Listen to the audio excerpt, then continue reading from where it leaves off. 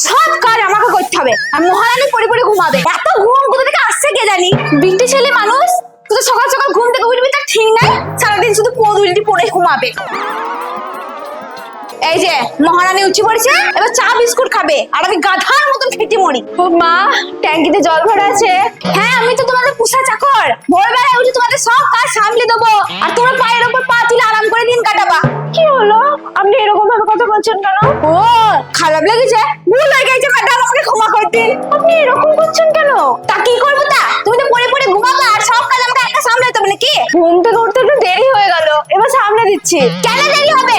আমি তো সকাল সকাল উঠে পড়েছি, তোমরা কেন উঠতে পারবে না? তা আপনার মতো সন্ধ্যাবেলা শুয়ে পড়ে ভোর রাতে উঠে ভূতের মতো ঘুরে বেড়াবো নাকি? সকালবেলা এত চিৎকার করছো কেন বলতো? তোর বউ আমার সঙ্গে ঝগড়া করছে, আরে ভোরবেলা উঠে লেগেছে কাজ করে খোঁড়া দিতে। আচ্ছা মা, তোমার ভোরবেলায় ওঠার কি দরকার বলতো? এইটুকুই তো শোনা বাকি ছিল আমার এই বয়সে। মা আমি এমন কি বললাম গো?